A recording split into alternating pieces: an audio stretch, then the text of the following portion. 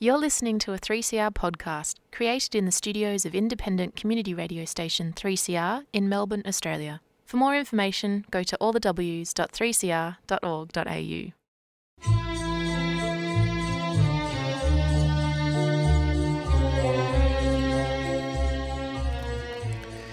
Sabah al-Khair, good morning dear listeners. You're listening to Radio 3CR on 855 AM and Palestine Remembered with Robert Martin, Nasser Mashni and Yusuf Ahmed al-Rimawi.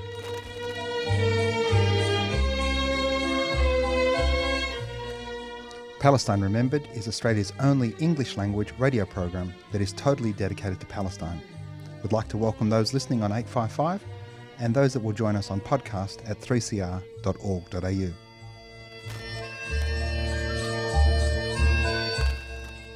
Thanks for joining us. Stay with us and enjoy the episode.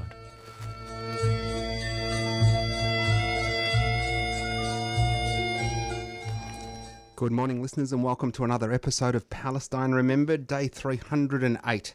10 months in, you couldn't even imagine that we'd be here with the genocide going unstopped, unchecked. Israel assassinated another Palestinian leader in Lebanon overnight, maybe thinking about going along to a ceasefire. In the meantime, Australia during the week withdrew its ambassador from the Hiroshima memorial commemorating the dropping of nuclear weapons in Hiroshima and Nagasaki in protest at the mayor denying the Israelis the opportunity to be there, in solidarity with the Palestinians, inviting Palestine to be there. Overnight, I saw some video of Japanese protesters out the front of the US embassy screaming out "Baruh b'dam nifdik ya al-Aqsa," which was just amazing. With our blood and our soul, we'll free you, Aqsa. I'm really excited to announce we've got a very special guest with us this morning. Rand, who's joining us, she's a 48 Palestinian. For everybody, we talk about 48 Pals. She's a fifth column within the settler colony, the racist, genocidal settler colony of Israel. She holds citizenship in that terrible country. She's a community organiser, student rep. She convenes BDS Youth and is also a member of the Dare to Struggle film crew. Good morning, Rand. Welcome. Thank you. It's a pleasure to be here.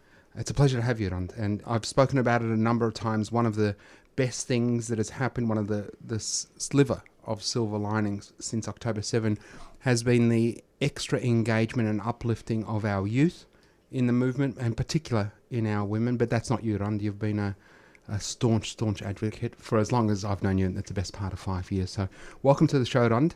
Tell us a little bit about you and maybe a condensed Nakba story. My name is Rand. I am very much involved in organising for Palestine, but also in the intersectional solidarity spaces on Gadigal Land, Gadigal, in so-called Sydney. And yeah, my family Nakba story is quite unique in the sense that my family's never been displaced, which for Palestinians is quite rare. Essentially, I'm from Kufr, a small town just north of Nazareth. And in 1948, and prior to that as well, in the anti-colonial uprisings, there was an attempt to push my great-grandparents out of Kufr, and the attempt was met with, "I would rather die in this house than live anywhere else." My great-grandfather went and fought in the Fidaiyin up north, and then really missed his family and came back, and, a week later they were handing out citizenships. So that's how my family, just by a unique coincidence, was able to get that sliding citizenship. doors moments. We talk about this all the time, and, somebody said to me, why do you care about Gaza? You're an Australian and something. I said, well, hold on, how Australian am I? Just because I sound like you? It wouldn't be hard for you to make me go home, mate. That narrative isn't very far away. But also, the sliding door moment is my dad went east to Jordan, not south, as so many Palestinians did towards Gaza. And my great-grandfather, his brothers actually went north to Lebanon and to Jordan as well, and ended up in refugee camps. Yeah. So that's, what could have happened. This is the sliding door moment for every Palestinian. It's just by the grace of God where you end up in diaspora. Yeah. And so few of us, as you said. I've been doing the show for over a decade. You're the first 48er that's had no displacement. We're going to talk about some of your work. Tell us about your work in the BDS campaign. What is BDS and what you've been doing? BDS is a strategy. BDS is a vision to, not for full liberation, but it's a vision to lift the boot off our necks. You know, it's a vision to get the countries that we all live in to actually support in holding Israel to account for what it's doing. Because ultimately, the way that everything's happened to Palestine and to Palestinians, there is no longer any hope, at least in the Palestinian mindset, that Israel will wake up one day and realise that it needs to stop what it's doing. So the vision for BDS is to get everybody else to put pressure on the state of Israel to comply with the bare minimum, which is international law. And so that's what BDS is about. It's about saying this is not a normal country. What it's doing is against international law. And you so-called bastions of democracy and freedom and human rights, all of you countries need to do something about that. And we have a framework, we have a precedent, and that's the boycott, divestment and sanctions movement that happened in South Africa. And that's exactly what BDS is about. It's about putting a spotlight on this abnormal country and saying, people of the West, people of the global South, here's a framework that we know works, go and do it. That's what supporting Palestinian self-determination is. It's saying the Palestinians have civil society organizations, over 170 civil society organizations, have come together and democratically decided that this is the strategy they want to pursue, and democratically chosen boycott targets and not boycott targets, and put that to you and said, here's what you can do, here's the framework, please go and do it. And that's supporting Palestinian self-determination. So really it's about echoing the same calls from the Palestinian land. It's not getting caught up in the one-state, two-state debate. It's not getting caught up in the political sectarian or religious sectarianism. It's about literally just what can we do and here's how to do it. BDS is so important. I mean, it's the grassroots movement, and that's actually how we need to be advocating. We need to be building power from the bottom up, because actually what we're fighting is itself the system, which is top down. It's that like system that continues to perpetuate the same things. And when you're not moving the people along to a place where you want to be, those victories can be undone like that. But when you build the power in the people, you're actually pushing the entire movement towards the goal. So we're talking about the boycott, divestment and sanctions movement. Boycott, divestment, sanctions, BDS. B for boycott, so we want to boycott products. We'll talk about those in a second. Divest from, that's where human beings but also institutions divest from stuff. And sanctions is where countries start sanctioning a state. There is absolutely parallels, and they'll be fresh in everybody's mind, exactly what we did to Russia only a couple of years ago. You know, we renamed Chicken Kiev. People stopped buying Russian vodka. Superannuation funds dumped Russian investments, and countries like Australia put in sanctions against both the country and officials. So the template exists, and it also, from a liberation movement, from a people that is oppressed, understanding that no oppressor ever takes their foot off a throat from benevolence, because we want to be good guys. They have to be forced to do that. The precedent is South Africa. It's a tactic, though, it's a tactic to get people to that point. So what are the asks of the boycott, divestment, sanctions movement? The actual demands of the BDS movement is to dismantle the apartheid wall, to end the occupation, and to achieve equal rights in the 48 territories and the right of return, most importantly. That is just the bare minimum to lift that boot off, to try so that Palestinians can organise and self-determine and strive towards liberation. Let's go through them again, because they sound like pretty legally, innocently simple type asks. The first one was to end the occupation, just had the International Court of Justice say it's illegal. To take down the wall, which the ICJ said was illegal also 20 years ago or something. For equality, that's a bit of an abstract. And for a right of return, you know, the inalienable right of return for a human being. Not a big ask. And it really is the bare minimum that Israel should be, you know, abiding by and held to account for. But even for its own sake, if it continues to act in this way and cause such grave injustices, the world is obviously going to do something about that. And so, I mean, it makes sense not just for the Palestinians, but for the Israelis to abide by these rules. So it's interesting because I don't know what gen I am, but you're a Z. Yes. Giselle's laughing at me. What am I? I think you're just time immemorial. Time immemorial, yeah. That's what we're loving. That's an optimism that you were talking about there, about, you know, even for its own sake, and the world's going to do something. Up until October 6th, we were working together at APAN and thrashing how do we get somewhere? What's our political strategy? How do we get an op-ed written? Why won't somebody pick up our press release? Here we are 310 days, 307 days later. You know, we can't be ignored. I know what I feel about that. What do you feel about that change in space for us? It feels like a really significant change, but it also comes off the back of years and years and years of work and building and, you know, standing on the shoulder of giants that were able to pave the way for this moment. It also comes off the back of 2021 Sheikh Jarrah evictions. It comes off the back of that mobilization. Nasser, it comes off the back of people like you. It comes off the back of you bringing your family to a rally of 20 people because you held that space so that we could. And I think that's incredibly important to acknowledge. And before you, people held that space so that you could do what you did. And so people see it as this moment, you know, the last 10 months, but actually this is 76 plus years of being aggrieved and networking and talking about this injustice. Actually, I was part of the University of Sydney Solidarity encampment, and my favourite sign I've ever seen was there, and it was just stuck in the grass. Like I never met who made the sign, and the sign said, "A middle-aged white woman gives a shit.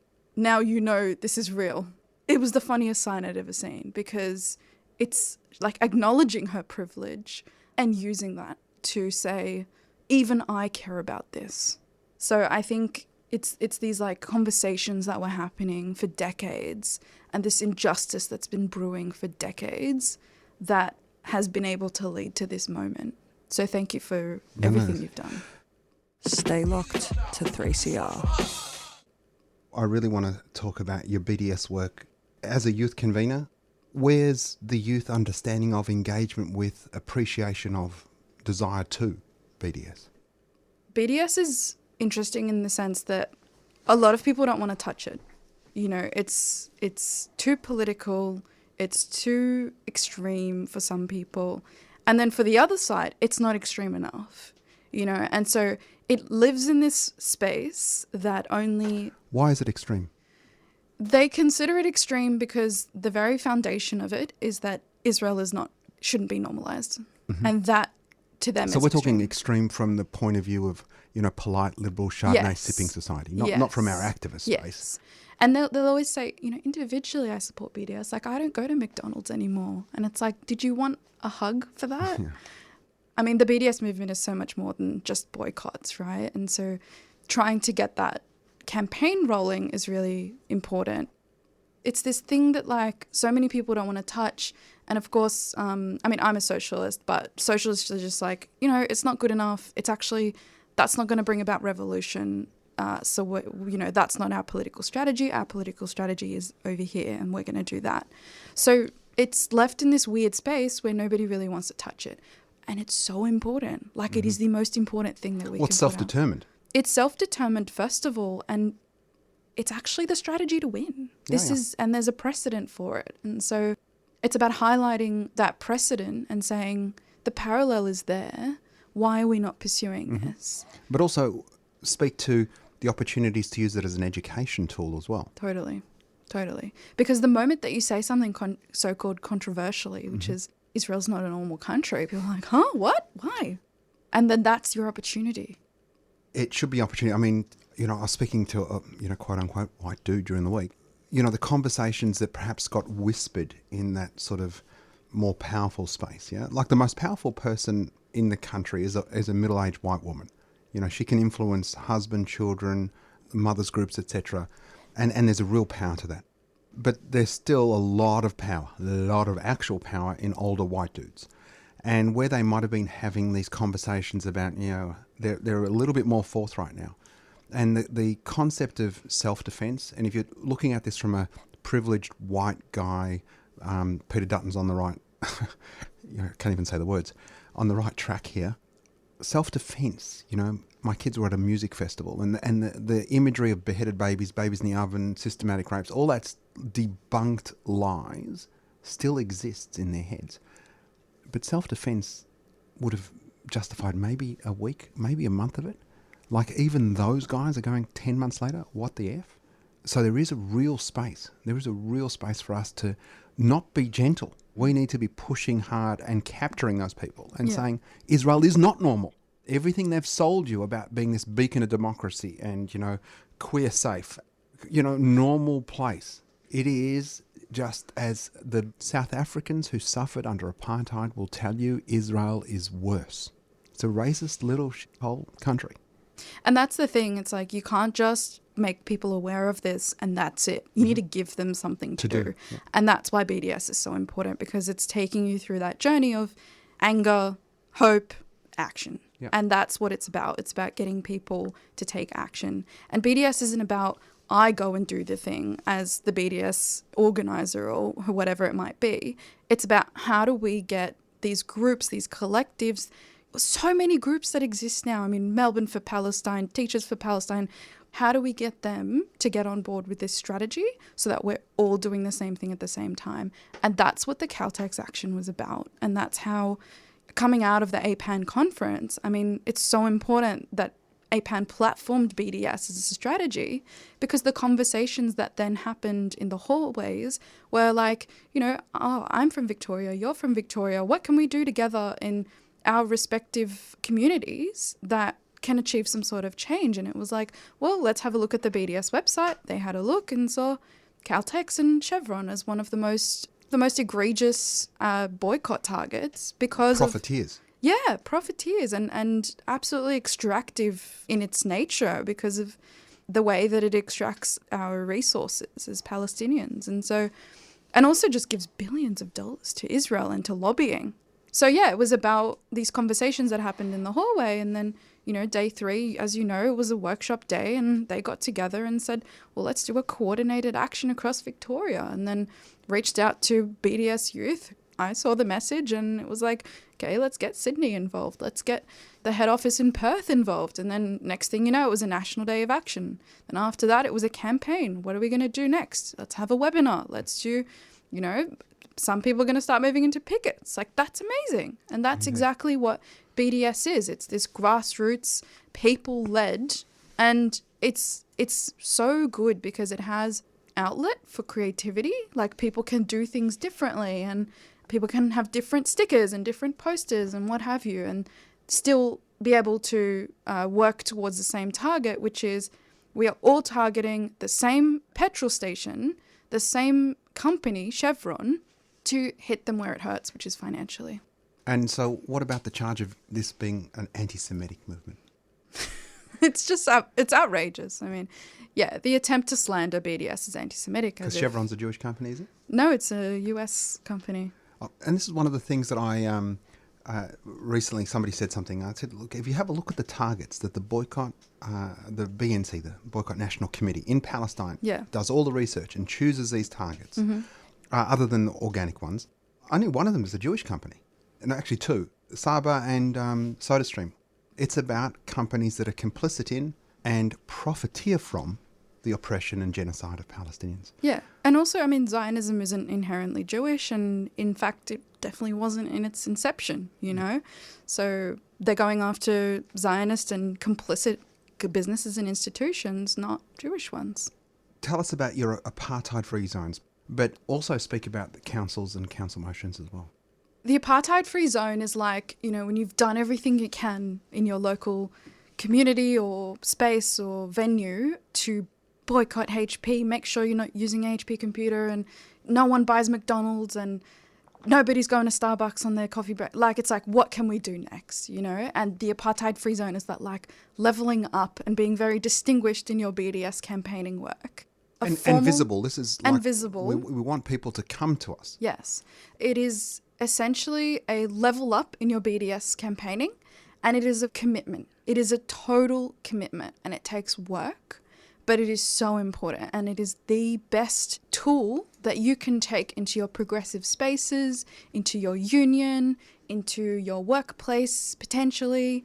It is what worked in South Africa, and that's actually what we've got to be doing. So essentially an apartheid free zone is saying getting a formal commitment, whether you need to pass a motion or take it to the AGM or whatever board runs your group or organisation, saying I commit to the BDS movement. I commit to boycotting all of these companies, divesting if I have investments in this, you know, in any of the BNC lists, and also just a commitment to liberation for Palestine, and that you will have ongoing support for Palestinian self-determination. So we'll get a page for that on APAN somewhere one day soon. The BNC has a toolkit for an apartheid-free zone about how to make it happen. So we should be clear, you can be an apartheid-free zone and still have a HP computer.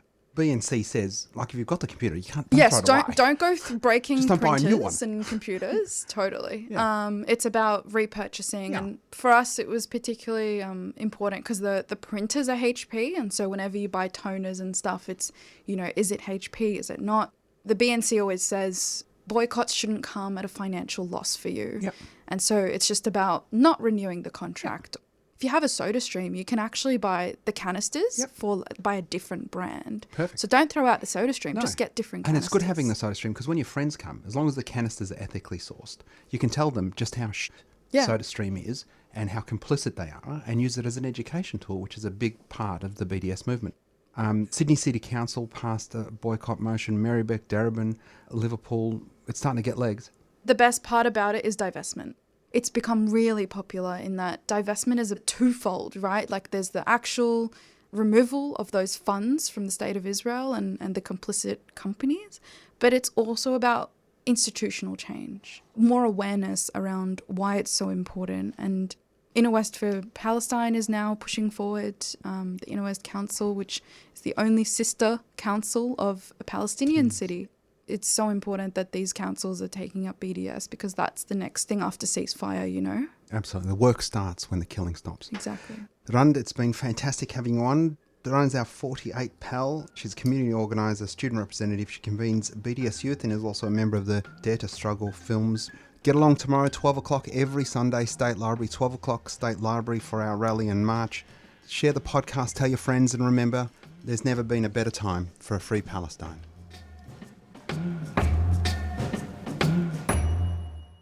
You've been listening to a 3CR podcast.